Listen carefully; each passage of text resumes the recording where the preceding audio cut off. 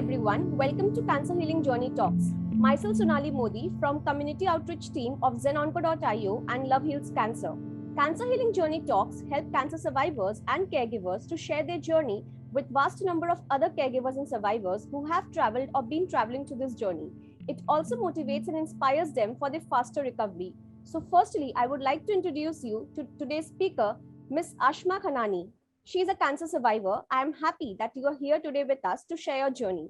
Over to you, ma'am. Please start with the introduction. My name is Ashma Khanani Moosa. I live in Houston, Texas.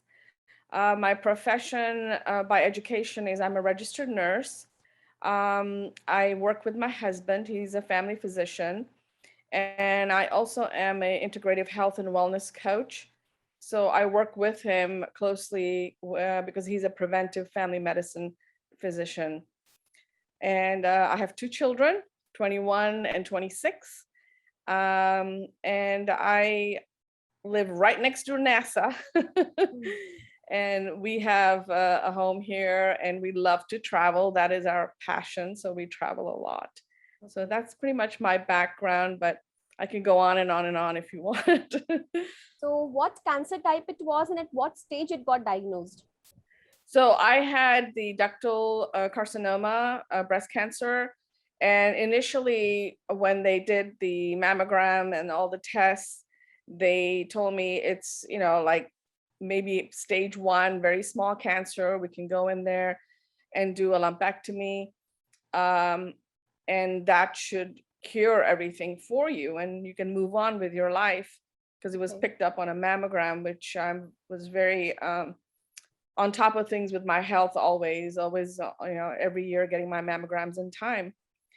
And the reason why I was like questioning just the radiation, the lumpectomy with possible radiation, this was my second cancer.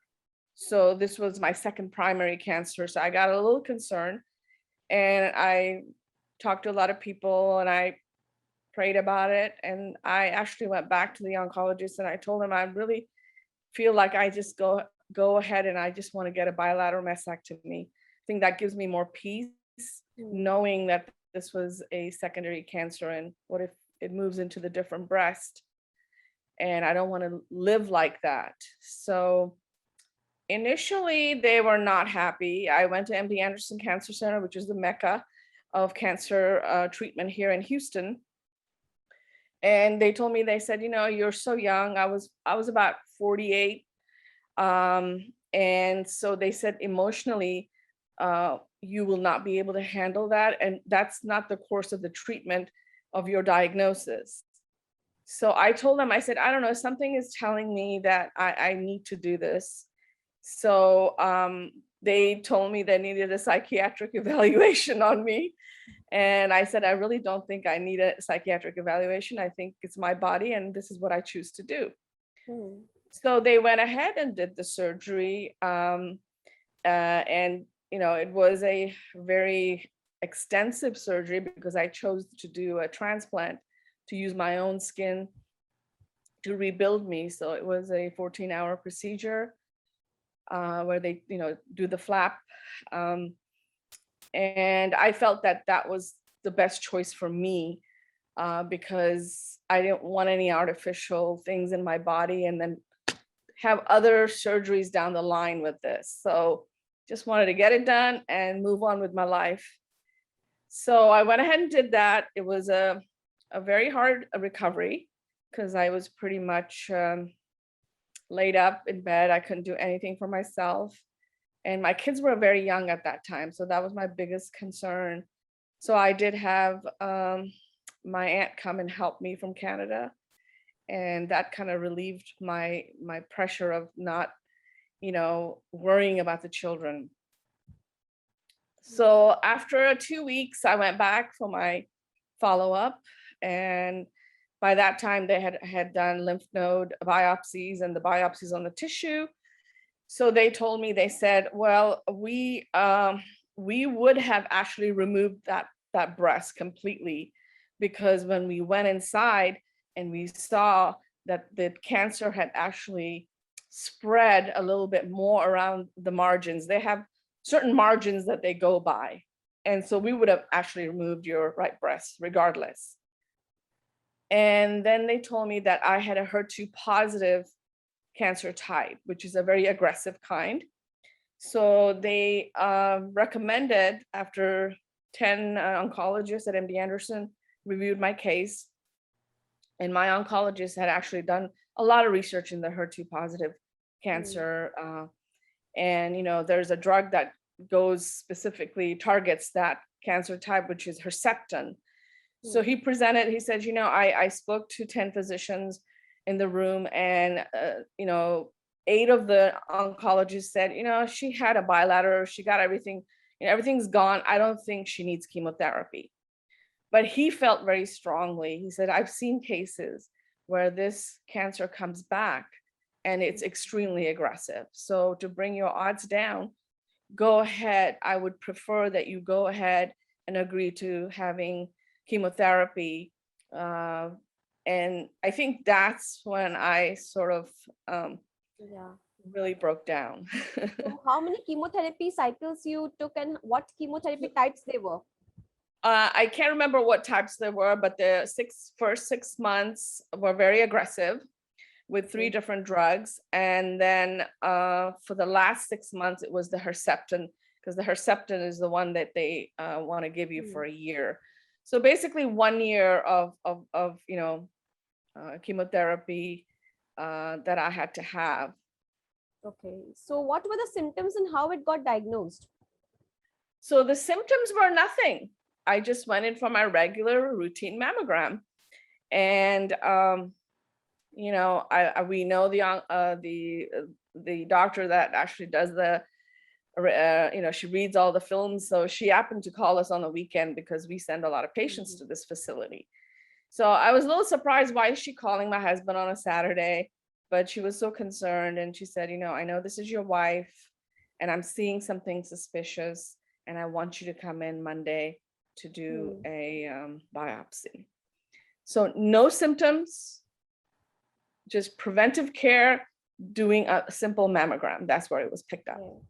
So what was your first reaction when you got to know that you're diagnosed with cancer, and how your family took this news? So, I'll tell you exactly that day. It was a Saturday afternoon. Most of the time, Saturdays, weekends, we like to spend time together with the kids, and we cook together, and so that's what we were doing. And then the phone call came in, and I could see my husband's face sort of change, and I kind of saw the same thing as when I was diagnosed with thyroid cancer. The way he got really serious, and right away I knew that something is not right.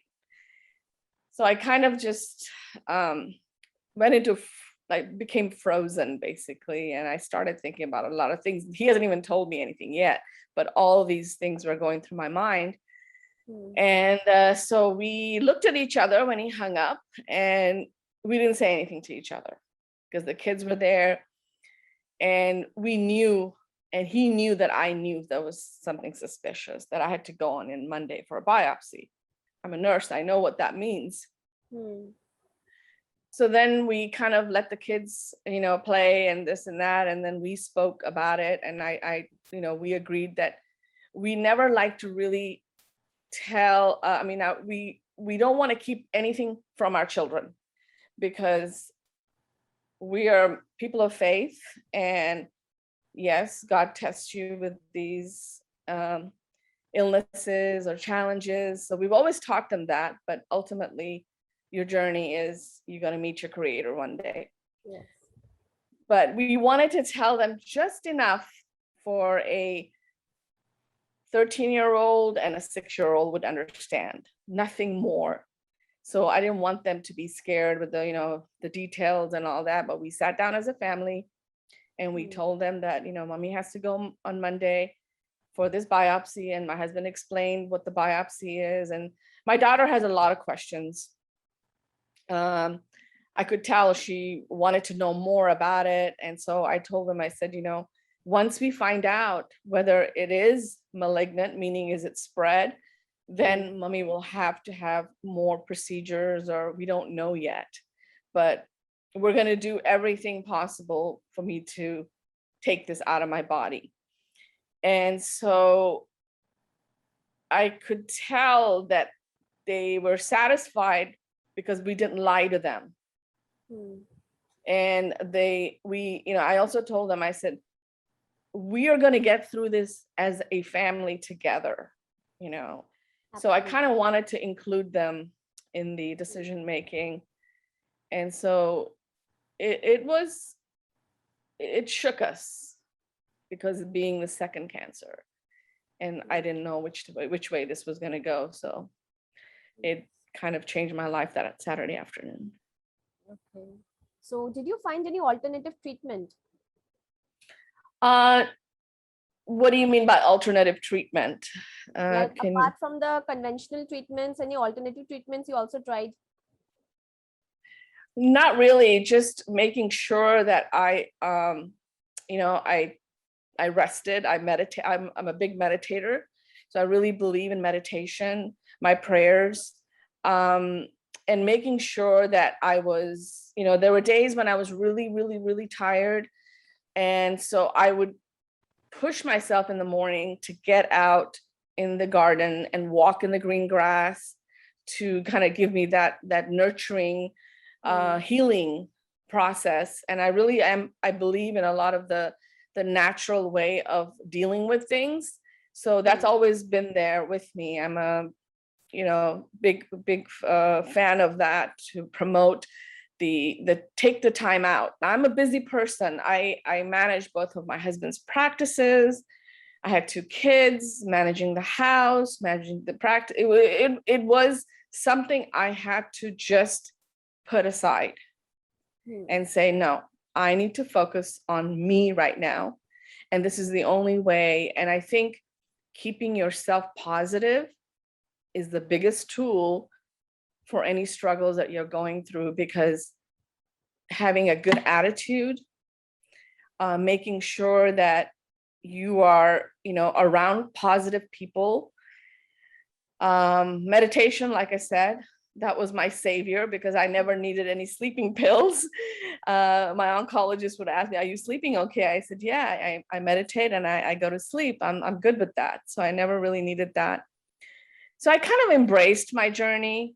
And I think part of life is that, you've got to have that balance of, yes, you're going to need these drugs and all that, but you also need to balance your primary plate, like I call it. Being an integrative health and wellness coach, that primary plate is so important, is your relationships. How are you going to exercise? How are you going to keep yourself healthy in the mind? How are you, going to handle your finances? How much joy do you have in your life? Do you have negative people around you? You need to put those, kind of eliminate that type of thing away from you. And I think that's how I looked at it. So it kind of balanced myself. I'm not going to deny there were a lot of moments when I wanted to just crumble. But again, I was in that warrior mode, and I needed to get through this time. So who I was the tried. support system in those times? My biggest support system was actually my employees. I've had the same employees for 27 years.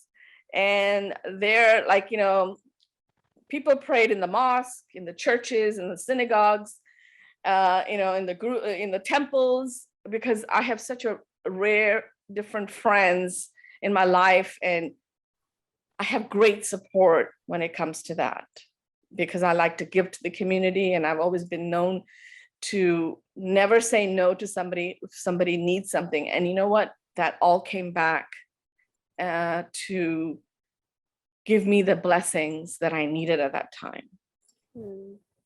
So how do you manage your emotional well-being? So after, you mean now or during those times, now also? So yeah, like I told you, the balance of all these primary and secondary type, your secondary plate is your food plate. The primary plate is what I just told you. the number one is your spirituality, I think, and eating well, a balanced meal, having control over negativity, keeping yourself away from those things. So what I did was, after I finished, after 1 year of all the treatments and chemo, I decided, how am I going to give back to this disease?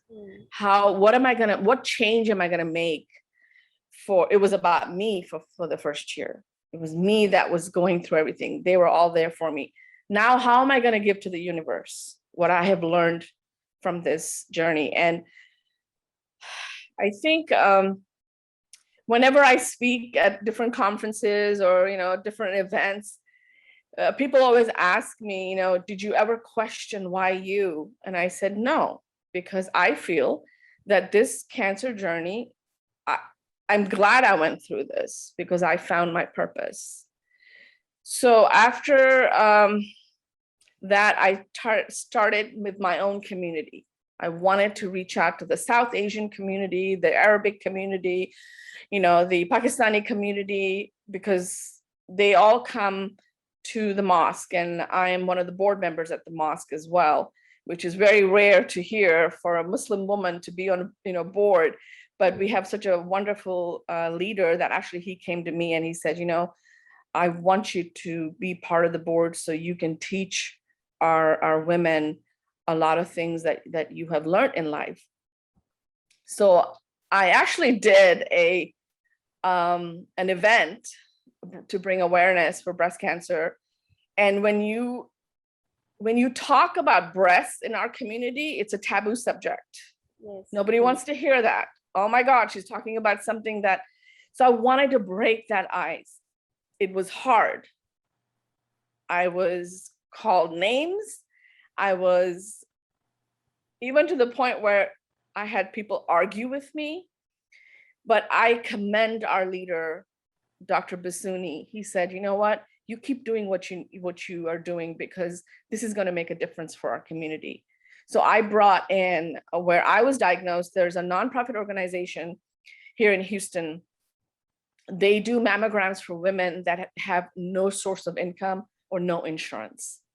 It's started by 2 women. And so I was diagnosed there, but every 3 women with insurance pays for that 1 woman that does not have insurance. So it's a complete ministry, and it's called the Rose. So I approached the Rose. I said, listen, they have mobiles that come out in the community.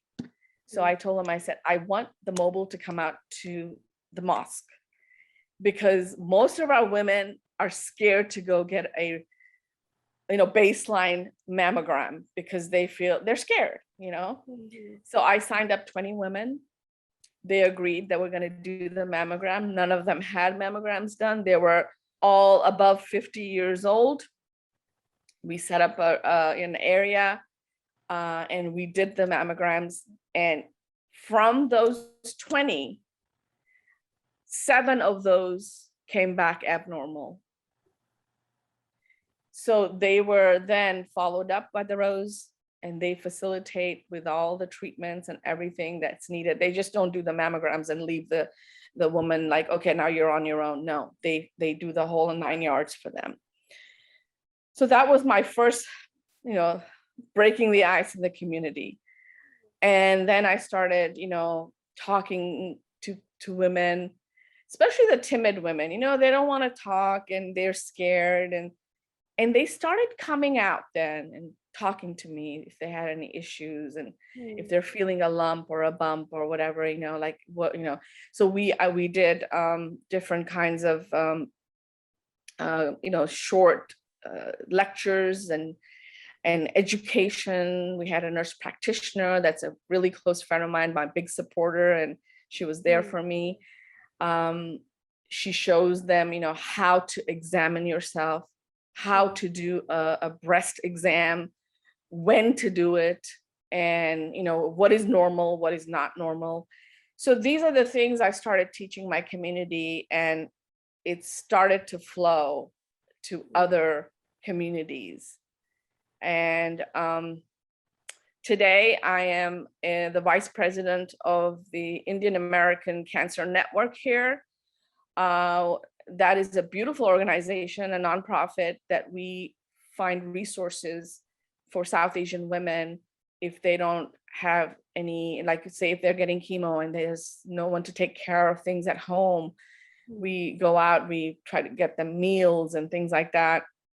We get calls from India a lot for second opinions. So we have most of our board members are the oncologists. They're very devoted oncologists, and what I'm actually their nurse navigator for that program.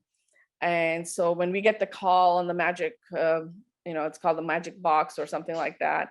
And so that's when I take the call. I reach out to, mostly from India, we got a lot of calls.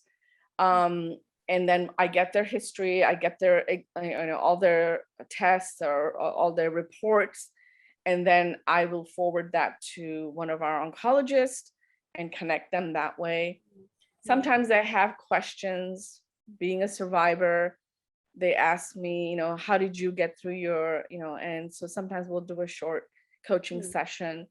And so I did go back to school to learn more about how to really coach.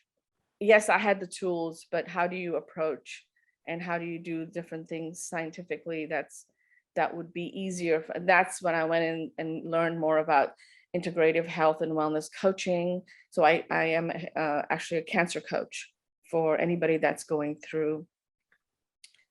I am a board member at the Rose, which, where I was diagnosed. And I do an annual event, which is coming up next Sunday. I wish you guys were here. You could have joined us. It's called Hats and Henna High Tea. So why is it called Hats and Henna? My daughter, as a young girl, she used to doodle with henna. And as I was going through my cancer journeys, then I started also volunteering at MD Anderson Cancer Center. And they had a big conference there, survivorship conference, and I was one of the chairs. So I asked the department, I said, do you think we could have my daughter come and do henna for cancer patients? And they loved the idea. So they invited her over. She started doing henna on the head for cancer patients, and the joy that she saw with the patients and the satisfaction that she got back really drew her to what she's doing today. She's actually a certified esthetician. So she focuses on the skin and a lot of young people that have acne. So she works with her dad actually is her managing physician. So she has her own med spa, but she continues to do the henna. And so the Hats and Henna High Tea is a benefit for the Rose that I have done for many years. And I've raised plenty of funds for them, and I will continue doing that. And it's a whole foofy party with women dressed in hats. And I try to bring all of our different community. I want to bring awareness to our community more than anything else. So it's all the people that either I've met through my journey or I've met them while I was coaching them. They come, we have tea. I'm a big tea lover, being part Indian and part Turkish, and then lived in England. So I used to have a tea room at one point. So I have a lot of tea sets. I could do a whole show for you on how to make tea. So that takes place in October. That started in my home, actually, the first year of my survivorship. I wanted to give back to the people that were there for me, and I wanted to do something special, what I love, and I wanted to share it with them. So they loved it. And then since then, actually this year is 13 years I'm a survivor. And so this will be my 13th tea party, and completely everything that comes through there, the tickets, the auctions, people that donate, I can't tell you how it brings women together and empowerment. That is so important, to have that, because women need other strong women to lift them. And that is my purpose, to do that. And along with everything else, it kind of all goes together. And it gives me such great satisfaction that, I don't think about that I'm going to have my third cancer with all that hope that they give me. They say, no, I give them hope, but actually they're giving me that hope to keep going with my purpose. So these are some of the things I do. I spend a lot of time with nonprofits. I work less now as my husband's practice, he's sort of winding down a little bit. And my biggest supporter is my husband. I would not be here. He's my best friend. He has never said no to what I want to do. And that's another thing, a lot of women don't have that privilege in our community. Men really don't give them that attention. So I think it's really important to lift those women and educate them. And it does not take, nobody will, when you give, you get so much back, so much back. And I've seen that happen in my life. And I'm in a happy place today because of that. So did you made any lifestyle changes during or after the treatment? Yeah, absolutely. We've always been, very healthy as far as what we cook, and we like to cook at home. I don't just cook Indian food. I cook a whole array of different foods, but I try to modify it with less oils and more of the whole foods and things like that. My kids are also in the habit of doing that because, we cook together when they were kids. So they're very much in tune to that. When we go out or something, we don't like to really go to fast foods. I never really took them to fast food, so they don't have the habit of, being a teenager and getting, the fast foods. Sometimes they're too expensive for me because they always want good food when we go out. But I think what you eat is what you are. And so I like to grow my herbs. I use a lot of basil and arugula and cilantro and curry leaves. And, I love all that. So definitely whole foods, healthy approach. And of course, my husband's also a preventive health and wellness physician. So that really helps to have a partner like that. So what life lessons you got from your cancer journey? So the life lessons are that, first of all, you should never give up. Hope is the last thing you give up. And always think of this hardship or challenge as an opportunity. What is this opportunity going to, how am I going to embrace it? And how am I going to walk this challenge? In my case, with faith. There's different ways of looking at faith. I always talk to my clients about, what is your spirituality practice? It doesn't have to be that you go to the mosque and pray 5 times a day, or you go to the temple. Just spirituality is something that you have to connect yourself with your creator. It could be a walk in the park, noticing the small things,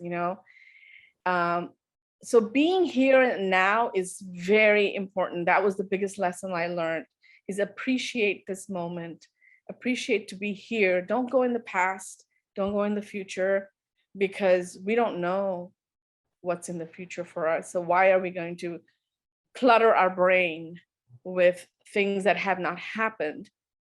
And the past is the past. If I live that way, if I'm going to clutter and think about the things that, I wasn't able to do this or that, I will never move forward. So I think being in the here and now was my biggest lesson. Embracing and making this an opportunity. I use this opportunity in many ways to strengthen my children. that was my biggest opportunity, because they are going to be faced with challenges too. And I wanted to teach them that whatever happens, it happens for a reason. And how are you going to embrace it? And how are you going to navigate that? So I think that is my biggest mission statement of my journey. So what would be your message to other cancer patients and caregivers? So the caregiver is the most important person for the cancer patient. Okay. Sometimes I think the caregivers need a break. So if the cancer patient is going through that journey and they, as a cancer patient, you feel like you're a burden after a while. You feel like, oh my gosh, I'm taking so much of their time, his time. He's not complaining, and I was worried about him. And that's the time I feel that you should recognize it as a patient and tell your caregiver it's okay for you to step away and maybe somebody else can come in. And sometimes that's very difficult. Again, in our culture, they feel like, no, that one person is the only one that has, no, that caregiver is going to get burnt out. And when you're emotionally so close to the person you're taking care of, you need that time out. So I would say that really be mindful of the caregiver that will be taking care of you. They need frequent breaks from the patient.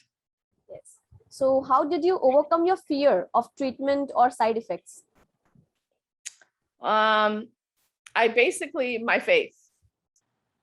Okay.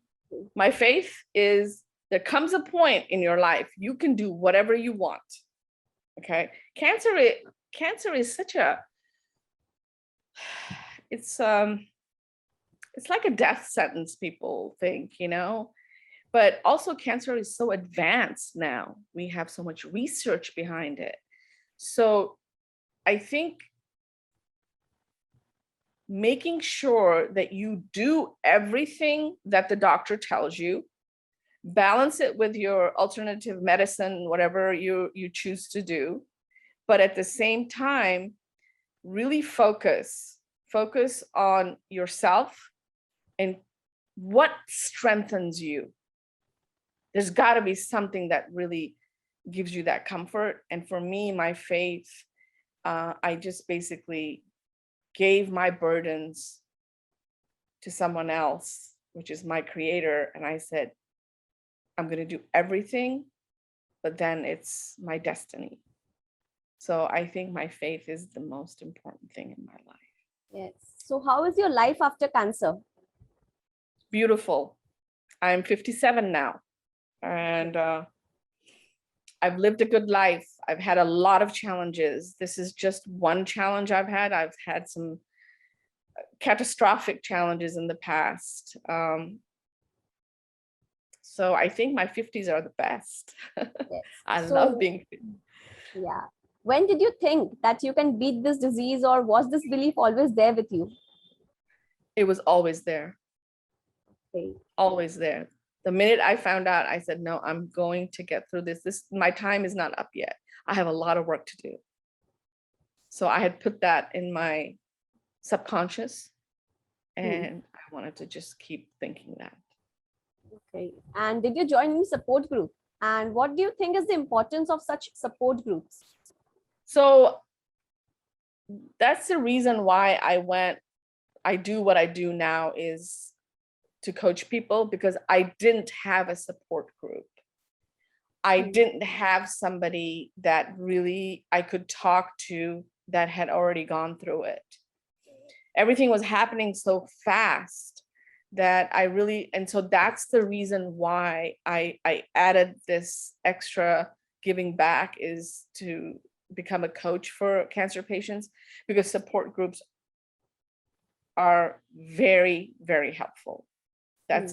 It gives you that secure space with other people that are kind of going through the same thing, or maybe they're not, But whenever I do the support groups, I do support groups for cancer patients in my practice. And I ask them only one question, okay? For example, one of the support groups I did was I asked them, how much joy do you have in your life right now? And that conversation went on for 2 hours. And each one person had a different way of looking at joy in their life. And each one learned from each other. And that is the building blocks of support doing this type of thing. Yes. So yes, support groups are excellent. We must provide that. If you're an organization, I think most of the organizations here have support groups, but you got to find the right one, because again, your background, your culture, all those things. And it makes me unique because I speak a lot of different languages. So I can have people that don't speak English and speak to them in Urdu or Gujarati or, whatever it is. So again, that's a gift I got from my parents. So at Zenonco.io, we help cancer patients like throughout the journey from diagnosis to forever. So what do you think about our work? I haven't had a chance to really research you guys. And I guess your founder, she found me on Facebook. So I thought I was going to meet her and I wanted to thank her. But it looks like you guys are doing the same thing, what I believe in. And Yes. really, I'm honored to be here today. I wanted to thank her because I really want to take this message globally. I want to bring my giving back to different countries if I can. We do a lot of mission work. We went to Bangladesh to serve the Rohingya refugees recently. And I think that was the hardest mission work that we did. And I found so many women there that, had some issues, but it was so hard to communicate because they're so broken that, we come to India every year, but unfortunately the COVID has really made it impossible. And I'm really missing to come to Mumbai. So I hope that I can, be your ambassador. Anytime you need me, I will be happy.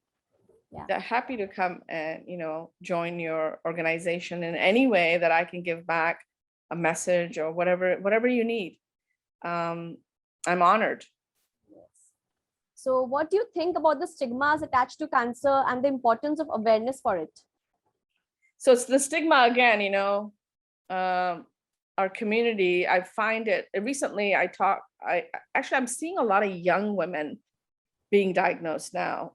So the one of my clients is she's probably in her early 30s. She had a baby and she's a very educated lady.